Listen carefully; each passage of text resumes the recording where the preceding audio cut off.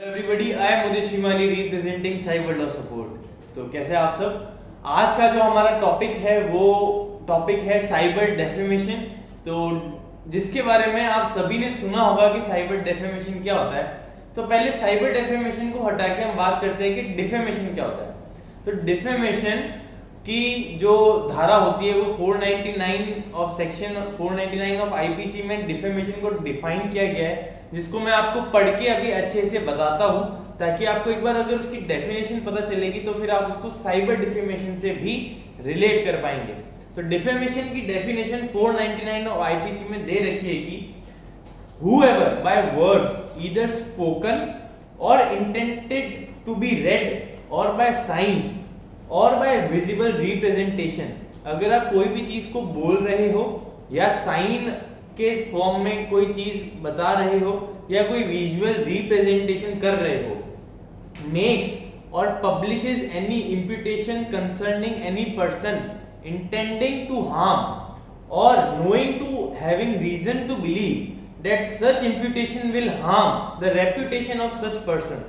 Simple language में अगर आपको पता है कि आप कुछ ऐसी चीज कर रहे हो, ऐसा कोई विजुअल रिप्रेजेंटेशन बता रहे हो, ऐसे कोई वर्ड्स बोल रहे हो जिससे कि कोई इंसान की रेपुटेशन खराब होगी। अब खराब किसके सामने होगी? खराब सोसाइटी के राइट माइंडेड थिंकिंग पर्सन जो उसके बारे में अच्छा सोचते हैं या जो उसके बारे में ठीक सोचते हैं या कुछ नहीं सोचते।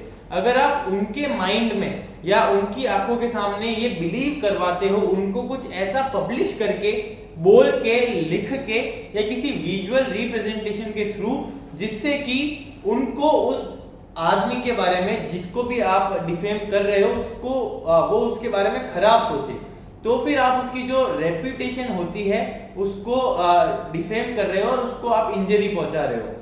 Such person is said except in cases herein accepted to defame that person।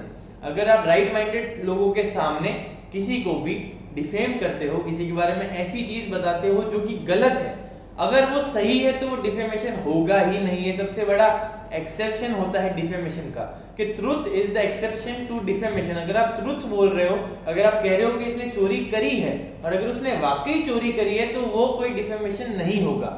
लेकिन अगर किसी ने चोरी नहीं करी, रॉबरी नहीं करी, मर्डर नहीं किया और उसके बाद आप किसी जो लोग उसके बारे में अच्छा सोचते हैं या न्यूट्रल भी सोचते हैं, अगर आप उनके माइंड में डालते हो कि इसी आदमी ने चोरी करी है, इसी आदमी ने मर्डर किया है या कोई भी ऐसी चीज जिससे वो लोग ये सोचे कि ये आदमी खराब है, तो आप उसकी रेपुटेशन को लोअर करते हो, तो उसको हम डिफेमेशन कहते हैं। Same goes with cyber defamation.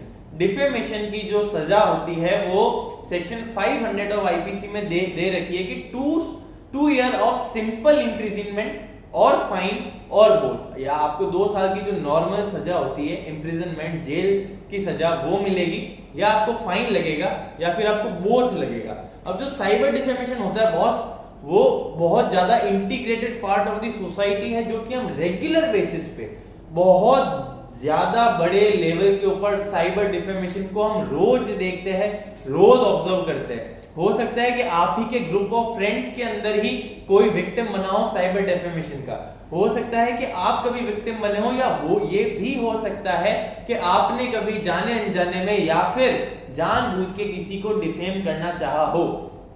तो ये इतनी ज्यादा integral part of the cyber crime है जो कि इतना ज्यादा ऊपर उभर के नहीं आता, क्योंकि लोग सोचते हैं कि कौन जाएगा, कौन मेहनत करेगा, कौन केस दर्ज कराएगा और कौन उसके लिए इन्वेस्टिगेशन करेगा। ये बहुत कॉम्प्लेक्स प्रोसेस लगता है लोगों को। तो ये डे टू डे बेसिस पे ट्रोलिंग होना, डिफेमेशन होना है बहुत ज्यादा इंटरनेट पे आपको देखने को मिलेगी किसी भी व्यक्ति के द्वारा, किसी भी व्यक्ति को।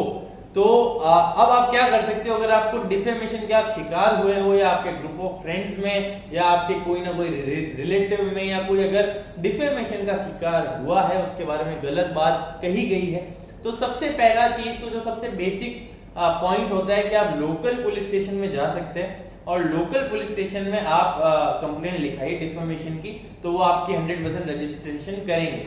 अगर आप लोग इस चीज में झिझकते हैं या फिर आपको ऐसा लगता है कि लोकल पुलिस स्टेशन नहीं जाना, कौन जाएगा, कौन झंझट अपने सर पे लेगा, तो फिर आप स्टेट पुलिस की जो वेबसाइट होती है उस पर भी ऑनलाइन एफआईआर दर्ज करा सकते हैं। उसके अलावा आपको ये करना तो काफी मैंडेटरी है कि जो भी social sites, for example WhatsApp, Instagram, Facebook, Snapchat, Twitter, आपको किसी भी जगह पर कोई भी सोशल साइट के ऊपर डिफेमेशन झेलनी पड़ी है तो फिर आप ये कर सकते हैं कि उस सोशल साइट को भी कंप्लेन करना आपका एक जिम्मेदारी बनती है। अगर आप उसके खिलाफ उसको रिपोर्ट करते हैं, अगर आप उसको कहीं उसको कंप्लेंट लिखवाते हैं, तो वो खुद ही अपने आप में इन्वेस्टिगेशन करके पहली चीज तो वो जो उन्होंने डाला है वो शट डाउन कर देगी।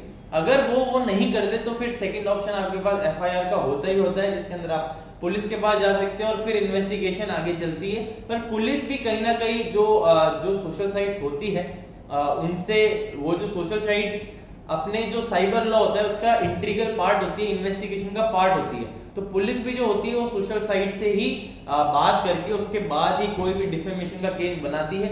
Defamation is not a small thing.